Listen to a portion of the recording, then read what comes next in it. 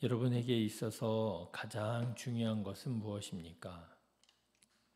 보통 그리스도인들에게 이렇게 물어보면은요, 하나님이라고 대답하는 분들이 있고요, 또 가족이라고 대답하시는 분들도 있습니다. 자, 그런데 여기에서 큰 오해가 생기지요. 사람들은 오해하기를 가족을 제쳐두고 하나님이 가장 중요하다고 대답하는 그리스도인들을 향해서 광신자라고 오해를 합니다. 아무리 종교가 좋아도 그렇지 어떻게 가족보다 하나님을 더 좋아할 수 있느냐. 그런가 하면 하나님을 사랑하는 사람들 중에서도 물론 내가 하나님을 사랑하지만 가족보다 하나님을 더 사랑한다고 대답하는 것이 왠지 가족에게 미안하고 마음이 좀 꺼려지시는 그런 분들도 있는 듯합니다. 그런데 여러분, 이게 아니라는 사실을 아시죠? 기독교 신앙에 있어서 나에게 있어서 가장 소중한 분은 하나님입니다. 여러분, 이렇게 고백하는 것은 결코 가족을 뒷전으로 삼으라는 말이 아니지요. 오히려 우리는 믿기로 하나님을 가장 사랑하는 것이 가정을 가장 잘 돌보는 길이라고 우리는 믿는 것이지요. 디모데전서 5장에도 보면은 이런 말씀이 있습니다. 누구든지 자기 친족, 특히 자기 가족을 돌보지 아니하면 믿음을 배반한 자요 불신자보다 더 악한 자니라. 여러분, 성경 말씀이에요. 자기 친족, 특히 자기 가족을 돌보지 않는 사람은요, 믿음을 배반한 자고요, 불신자보다 더 악한 자라. 그러니까 의역을 하자면 이렇게도 의역할 수 있을 것입니다. 하나님을 핑계로, 믿음을 핑계로 가족을 돌보지 않는 사람은 하나님을 믿지 않는 사람보다 더 악한 자다. 여러분, 믿음은요, 무엇보다도 누구보다도 가족을 잘 돌보도록 만드는 것입니다. 그래서 우리는 이 믿음을 가지고 담대하게 고백할 수 있는 거예요. 나는 하나님이 가장 중요합니다. 하나님을 가장 중요하게 여기고 하나님을 가장 사랑하는 그것이야말로 우리 가정이 화목하고 우리 가정이 복된 가정이 되는 길이라 그렇게 믿는 것이지요. 사랑하는 성도 여러분, 괜히 세상적인 생각으로 헛갈리지 마시고요. 하나님을 사랑한다 그러면 가족한테 미안하고, 가족 사랑한다 그러면 하나님께 뭔가 죄송하고, 여러분 괜히 헛갈리지 마시고요.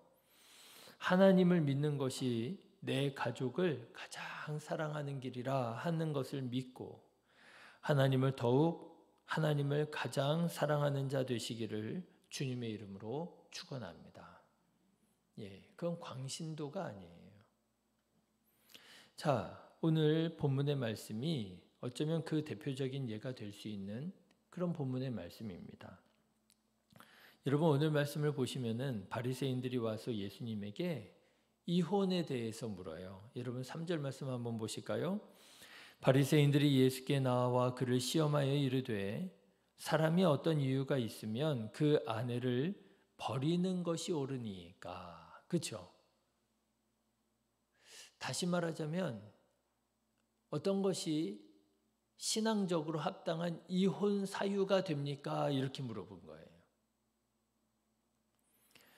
오늘날에도 이혼이 심각한 문제잖아요. 너무 많은 커플들이 가정이 이혼하고 무너지고 있다. 그래서 사회 문제가 될 정도로 이혼이 지금 많잖아요. 그런데 여러분, 2000년 전에 예수님께서 사실 때에도요, 이혼은 상당히 큰 사회적인 이슈가 되었습니다. 왜냐하면 성경을 보니까 하나님께서는 분명히 이혼을 허락하지 않은 것 같은 거예요. 여러분 창세기 말씀 기억하시죠? 오늘도 예수님께서 말씀하시는데요. 하나님께서 아담과 하와를 만드신 후에 뭐라고 말씀하셨어요? 하나님이 짝지어 주신 것을 사람이 나누지 못할지니라. 여러분 오늘 본문의 6절 말씀 보십시오. 예수님께서 그 하나님의 말씀을 인용하십니다. 같이 읽어보겠습니다. 그런즉 이제 둘이 아니요 한 몸이니 그러므로 하나님이 짝지어 주신 것을 사람이 나누지 못할지니라. 이 하나님께서 말씀하신 거예요. 이혼이 가능하다고요? 불가능하다고요? 불가능하다고요. 그런데 여러분 현실은 어떻습니까? 현실은 이혼하지 않을 수 없을 때가 있는 것 같더라라고 하는 것입니다. 심지어는요. 율법의 대명사라고 하는 모세마저도 이혼을 허락했다는 거 아니에요? 7절 말씀을 보세요. 바리새인들이 묻습니다. 같이 읽겠습니다. 여짜오되 그러면 어찌하여 모세는 이혼 증서를 주어서 버리라 명하였나이까? 그런데 모세는요. 이런 이혼 사유가 있을 수 있으니 이런 경우에는 이혼 증서를 써주고 이혼해라 라고 말을 했다는 거예요. 그래서 바리새인들이 예수님에게 묻는 거예요. 예수님, 이거 이혼해도 되는 거예요? 안 되는 거예요? 하나님께서는 사람이 나누지 못할지니라 이혼 불가능한 것처럼 말씀하셨는데 아니 모세는 또 이혼이 가능한 것처럼 이런 경우에는 이혼해라 이혼 사유를 가르쳐주고 이혼해도 되는 거예요? 안 되는 거예요? 여러분 정말 그렇지 않습니까? 사실 이혼 문제는 우리 그리스도인들에게도 참 쉽지 않은 문제입니다. 그리스도인들은 이혼은 절대로 안 돼. 이렇게 말씀하시고 이렇게 믿는 분들이 계시고요. 그리고 또 그리스도인들 중에서도요. 극악한 상황에는 어쩔 수 없잖아. 아니 저렇게 힘들어하는데 저렇게 괴로워하는데 어쩔 수 없잖아. 이혼을 허락하는 그런 분들도 있는 것 같고 말이죠. 자, 그러면 여러분 예수님께서는 이혼에 대해서 뭐라고 말씀하셨을까요? 예수님은 원칙적으로 대답하십니다. 방금 전에 말씀드린 것처럼 하나님이 짝지어 주신 것을 사람이 나누지 못할지니라 이혼 불가능하다고 말씀하셔요. 다만 모세가 그렇게 이혼을 허락한 것은 하나님이 이혼을 허락하신 게 아니고요. 여러분 잘 아셔야 됩니다. 하나님이 이혼을 허락하셔서 모세가 이혼 사유 이런 경우는 이혼 사유가 된다 말씀하신 것이 아니라 사람들의 완악함 때문에 모세가 허락했다라고 하는 거예요. 하나님이 허락하신 게 아닙니다. 그래서 여러분 예수님께서는 뭐라고 대답하시느냐? 이혼해도 된다? 아니라는 거예요. 이혼할 수 있다? 아니라는 거예요. 이혼은 안 된다라고 예수님 말씀하신 거예요. 자, 그런데 여러분 이혼하시면 안 됩니다. 예, 그게 하나님 뜻이에요. 이혼하시면 안 되는 거예요. 여기 계시는 분들이 안 하시겠죠. 근데 여러분 누군가 이혼을 고민할 때 이혼하라고 조언하시면 안 됩니다. 이게 문제더라고요. 그리스도인들 중에서도요. 그러면 어떻게 하겠어. 이혼해야지. 저러다가 큰일 나겠는 걸. 그 이혼하라고 조언하시는 분들이 계시더라고요. 근데 여러분, 분명히 그 상황 안에 들어가 보면 이혼밖에는 길이 없고 이혼밖에는 방법이 없다 싶은 경우가 있더라고요. 저도 성도님들이랑 이렇게 상담을 하고 성도님들의 가슴 아픈 사연을 듣고 하다 보면은요, 제 생각에도요, 야, 이건 이혼해야 되겠다 싶을 때가 있더라고요. 그런데 여러분, 그거는 우리 생각이고 우리 판단이고요. 성경은 뭐라고 말한다고요? 이혼은 불가능하다고요. 안 된다고요. 그러니까 여러분, 적어도 우리 그리스도인들은요, 야, 그럴 것 같으면 이혼해. 이혼하라고 조언하시면 안 되겠더라고요. 그리고 놀라운 사실은요, 그 순간에는, 그 당시에는 정말 이혼밖에는 길이 없는 것 같지만, 시간이 조금 지나 봤을 때, 그때도 잘 사는 경우가 있어요. 오해도 풀고, 문제도 사라지고, 잘 사는 경우도 있습니다. 그러니까 정말 사람의 생각 가지고, 야, 이런 경우는 어쩔 수 없어. 인간적으로 조언하셨다가는 신앙적으로 무너지게 되는 경우들이 있더라고요. 그래서 여러분, 우리 그리스도인들은요, 원칙적으로 말해줘야 되고 조언해줘야 되겠더라고요. 그래, 내가 봐도 너 정말 힘들 것 같아. 그런데 하나님은 아니시래. 다시 한번 생각해봐. 여러분, 누군가가 이혼을 고민하고 있다면 이혼을 조언하지는 마십시오. 최소한 이혼을 조언하지는 마세요. 자, 그런데 여러분, 오늘 말씀을 가만 보면은요, 예수님의 말씀에는 숨겨진 메시지가 하나 있는 것을 우리가 보게 됩니다. 예수님은 오늘 말씀을 이렇게 보면은요, 이혼에 가르치시면서, 이혼에 대해서 가르치시면서 이혼을 해도 되나, 이혼을 하면 안 되나 라고 하는 신앙적인 그리고 신학적인 그런 주제를 떠나서 뭘 말씀하고 계시느냐 하면요, 사람들이 너무나 쉽게 이혼을 생각하고 너무나 쉽게 이혼해 버리는 것을 경계하시는구나 라고 하는 걸 알게 됩니다. 여러분, 오늘 말씀 가만 보십시오. 예수님께 이 질문을 바리새인들이 하고 있잖아요. 그런데 여러분, 바리새인들이 예수님께 질문하고 그리고 예수님의 말씀을 듣는 제자들이 또 말하거든요.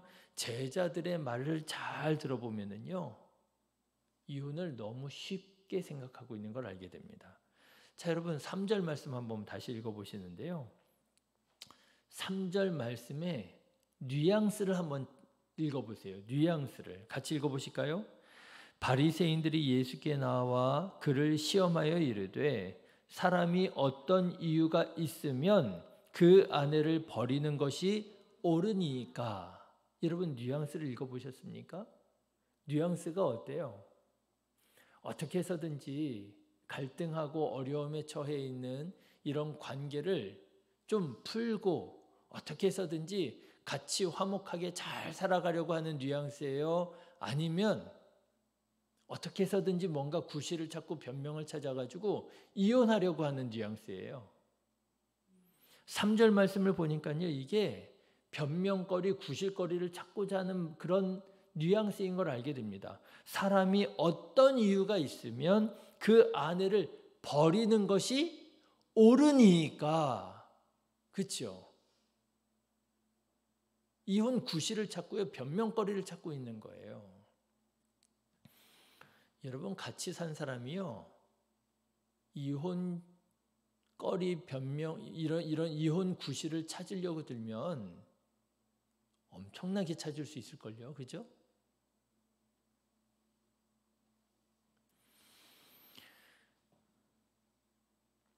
그래서 예수님께서 이혼은 안 돼 라고 말씀하시니까 이 또 바리새인들이 모세를 들먹거리면서 아니, 이혼할 수 있는 거 아닙니까? 또 이렇게 이혼의 정당성을 말합니다. 7절 말씀 보시면 그러면 어찌하여 모세는 이혼 증서를 주어서 버리라 명하였나이까? 그렇죠?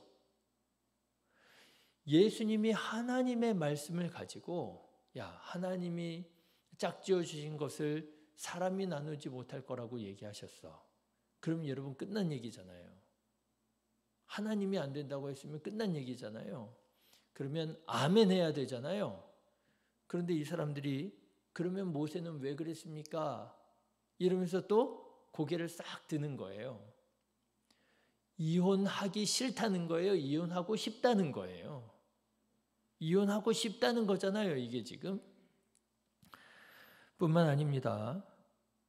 그래도 이혼은 하나님의 뜻이 아니야. 너네들이 완악해서 모세가 허락해 준 거지 하나님이 허락해 준 게 아니야. 예수님께서 이렇게 말씀하시니까 이번에는 그 말씀을 듣고 있던 제자들이 뭐라 그래요? 여러분 10절 말씀 한번 보실까요? 제자들이 이르되 만일 사람이 아내에게 이같이 할진대 어떻게 해요? 장가 들지 않는 것이 좋겠습니다. 이게 무슨 말이에요? 그렇죠? 이게 가만 읽어보면 되게 웃긴 말이라니까요. 아니 이혼도 못할 것 같으면 나 장가 안 갈래요. 이런 말인 거잖아요. 여러분 보십시오. 이 바리새인들과 심지어는 이 제자들마저도 이혼에 대해서 어떻게 생각하고 있습니까? 너무 쉽게 생각하고 있는 거예요. 얼마든지 할 수 있는 것처럼 생각하고 있는 거예요. 꼭 누구 같아요? 요즘 현대인 같잖아요. 결혼 안 하려고 합니다. 결혼 안 하려고 해요. 그냥 같이 살면 되지 못하러 굳이 결혼을 해, 번거롭게. 결혼을 또 어떻게 하잖아요. 결혼에 대해서 쉽게 생각합니다. 뭐 살다가 안 맞으면 이혼하면 되지 뭐. 뭘 힘들게 그냥 그렇게 지지고 볶고하면서 같이 살아. 이혼하면 되지. 근데 여러분 이런 느낌이요. 이런 뉘앙스가 2000년 전에도 있었더라는 거예요. 그렇습니다. 여러분 오늘 말씀의 메시지는요. 숨은 메시지는요. 이혼은 절대 안 돼. 이혼하는 건 하나님 앞에서 범죄하는 거야. 이혼은 하나님의 뜻이 아니야. 이런 신앙적인 주제를 말씀하는 것이라기보다는요. 이혼을 너무 쉽게 생각하고 이혼하라고 너무 쉽게 부추기고 가정의 소중함을 잃어버리고 가정이 너무나 쉽게 무너지는 것에 대해서 예수님께서 원칙적인 하나님의 말씀을 가지고 정확하게 말씀하시는 거예요. 너네 그런 마음 가지고 있으면 안 돼. 너네 그런 마음 가지고 가정을 이루면 안 돼. 너네 그런 마음을 가지고 이혼하면 안 돼. 다시 말하자면 이혼을 하느냐 마느냐도 중요하지만 그것보다 더 중요한 것은 우리 하나님을 믿는 사람들은요. 가정을 지켜야 된다는 얘기예요.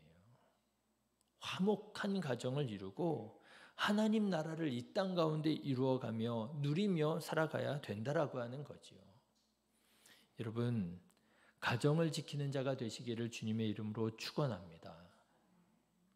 아무리 이혼할 이유와 구실이 수백 수천 가지가 있다 할지라도 하나님의 말씀에 순종하여 하나님이 짝지어 주신 것을 사람이 나누지 못할지니라. 그래, 이혼은 하나님의 뜻이 아니야. 어떻게 해서든지 원수까지도 사랑하라 하셨는데 한때 내가 그래도 죽고 못 살아 사랑해서 결혼한 이 사람을 내가 포기할 수는 없지. 여러분 화목한 가정으로 일구어 가시는 자가 되시기를 주님의 이름으로 축원합니다. 그럴 때 우리 믿는 사람들의 삶이 복되고요. 그 가정이 화목한 가정이 되어져 갈 때에 그때에 여러분 하나님께서 영광을 받으시고 또 믿지 않는 사람들도 우리 믿는 사람들을 보면서 그래 저렇게 살아야 되는 거야. 그렇죠? 그래 저렇게 살아야 되는 거야. 저렇게 부부 관계를 하고 저렇게 자녀를 양육하고 저렇게 가정을 이루어 가야 되는 거야. 맞아. 저게 맞는 거야. 여러분 이런 말을 들을 때에야 전도의 문도 열려지고 하나님께 영광이 되고 우리 자신에게도 복이 되는 신앙생활이 될 줄로 믿습니다. 이렇게 아름다운 가정, 이렇게 아름다운 신앙생활을 이루어가는 저와 여러분 다 되시기를 주님의 이름으로 축원합니다. 기도하겠습니다.